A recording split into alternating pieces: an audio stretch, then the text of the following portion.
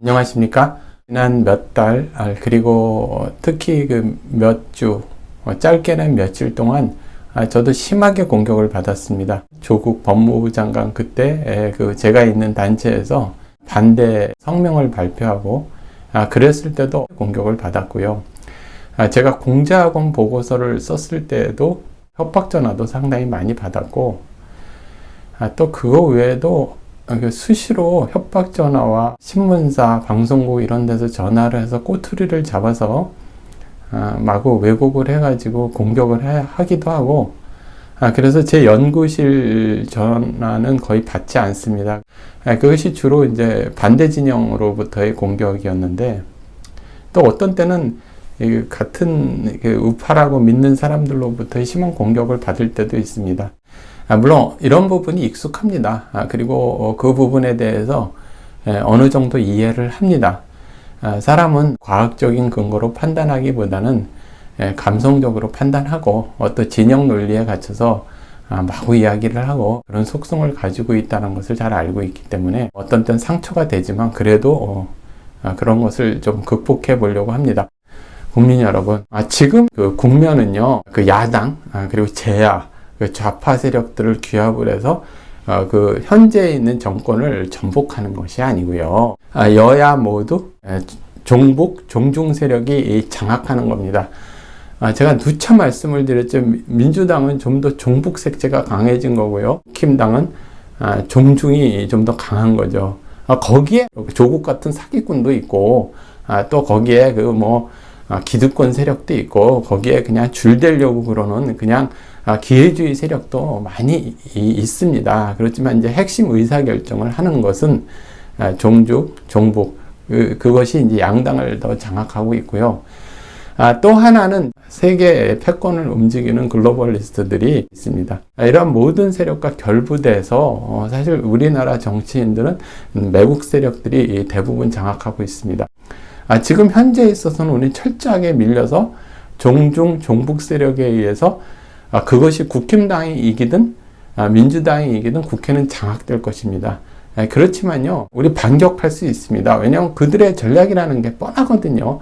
지금 이미 더 예상할 수 있지 않습니까? 국힘당을 좌파가 접수하고, 그리고 민주당은 간첩 수준으로 만들고, 그리고 사기꾼 그 조국 같은 경우는 주워 모아가지고 저쪽 호남 세력이나 그 외에 그 종북 세력을 싫어하는 사람을 주워 모아가지고 갖다 붙이고, 그러니까 국회가 한 80% 가까이는 종북 세력이 장악되겠죠. 그거 예상할 수 있지 않습니까? 그리고 부정선거는 큰 의미가 없습니다. 부정선거를 해서 민주당을 더 붙여주든, 국힘당이 부정선거를 해서 국힘당이 부정선거로 더 다수 의석이 되든, 어찌됐든 그들은 종북 세력이고, 다음 선거는 제가 말씀을 드린 부정선거보다는 공천이 대한민국 국회를 갖다 구성하는데 가장 중요한 요소라고 제가 그런 요인이라고 말씀을 드리지 않았습니까? 이 부분도 다 예상할 수 있는 거고, 이미 적의 전략은 노출된 겁니다. 그런데 국제정세는 분명히 좌파들한테 극히 불리하고, 대한민국의 자유시민은 시간이 걸리겠지만 각성이 될 겁니다. 국힘당이 다수 의석을 점한다 하더라도 문재인은 구속당하지 않습니다. 권순일도 구속당하지 않고요. 또 대한민국의 그 법원도 크게 달라지지 않습니다. 이재명은 구속될 수도 있고 구속 안 될 수도 있습니다. 지금까지는 훌륭하게 역할을 수행을 했죠. 이재명이. 그러니까 악당 역할을 했는데 작전이 달라졌습니다. 여러분, 다시 말씀을 드리지만 그 야당을 장악해서 정부를 전복하고 박근혜 대통령 때까지 그게 아니고, 이번에는 헤게모니를 종북이 두 당을 완전히 접수해서 좀 더 선명히 종북 쪽은 민주당, 종북 두 가지가 있고, 또 글로벌리스트까지 이익을 대변하는 데는 이제 국힘당, 이제 역할 분담을 한 거고, 국제 정세는 분명히 중국 공산당한테 불리하고요. 북한한테 정말 극히 불리합니다. 오죽했으면 북한이 같은 민족으로 엮지 마라. 우리는 따뜻한 국가이다. 그리고 너희들 알아서 해라. 이러지 않습니까? 그래서 이제 국내에 있는 종북 세력이 거의 아노미 상태에 있습니다. 적이 구사하고 있는 모든 전략과 전술이 다 노출되어 있고 다 알고 있는데 대처 못할 게 무엇이 있습니까? 결론적으로 말씀을 드리면은요, 적들의 전략은 전부 다 노출되어 있습니다. 다 알죠? 예상할 수도 있습니다. 그런데 우리가 머리가 깨어야 되는 겁니다. 정확히 머리가 깨인다는 마음이 열려야 되는 겁니다. 그러니까 완고하게 태도를 먼저 결정을 하지 마시기 바랍니다. 그리고 모든 가능성이 있는 겁니다. 이 세상은 만화 영화 마징가 제트 아시죠? 마징가 제트의 세계입니까? 톰과 제리의 세계입니까? 마징가 제트는 선과 악이 분명하죠. 마징가 제트가 있고 아수라 백자 있고, 마징가 제트는 선이고 아수라 백작은 악입니다. 반면에 톰과 제리라는 만화에서는 그 치즈 하나에 개와 고양이와 쥐가 서로 영혼을 팔면서 막 주고받죠. 거기에서 나는 쥐가 나의 우상이다 그러면 만세를 부리고, 나는 고양이가 우상이다 그러면 만세를 부리고, 어떤 개가 나는 우상이다 그러면 만세를 부리면 코미디가 되겠죠. 이 세상은 톰과 제리에 가깝습니다. 그러니까 내가 지지하는 사람이라도 비판적인 시각이라든지 이러한 부분들, 그리고 잘못하고 있는 나를 놓치지 말아야 하는 겁니다. 감시해야 되는 거죠. 그게 자유시민이고 여러분들의 주권을 가진 국민이 되는 겁니다.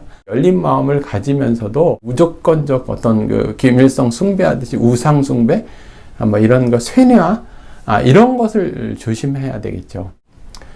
지금 의대 정원 늘리는 부분이 무슨 군사작전 같이 전격적으로 그러는데 정치적 목적이 다분하고요. 전문가 의견이 반영되어 있지 않습니다.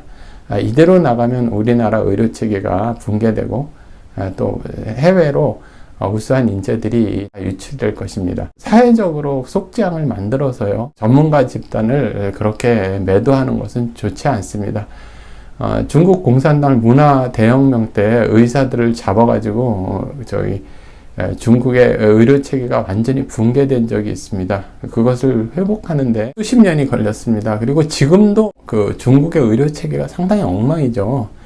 우리 사회 그렇게 가는 것이 아닌가 이런 생각을 합니다. 이 모든 것이 그러니까 광기하고 연결이 되어 있습니다. 내가 지지하는 사람들은 무조건 옳은 일을 할 거야. 그렇지 않습니다. 정확한 연구 방법에 의해 가지고 리서치에 의한 데이터, 그걸 가지고 판단을 해야 되는 겁니다. 특히 의사결정과 정책결정은요, 그런 과학적인 근거들에 의해서 하는 겁니다. 그리고 그것의 파급 효과까지도 생각을 해야 되는 겁니다. 그러니까 그 여론조사로 정책결정을 하는 것이 아닙니다. 그냥 참고 정도 하는 거죠. 이 세상에 여론조사로 다 정책결정을 하는 나라가 어디 있습니까? 여러분들 그것도 마찬가지입니다. 후보를 뽑는데 여론조사로다가 후보를 갖다가 경선을 하는 나라가 어디 있습니까? 그러면 대통령 선거나 국회의원 선거를 뭐하러 합니까? 돈 들여서 그냥 여론조사 해가지고 그걸 끝내죠.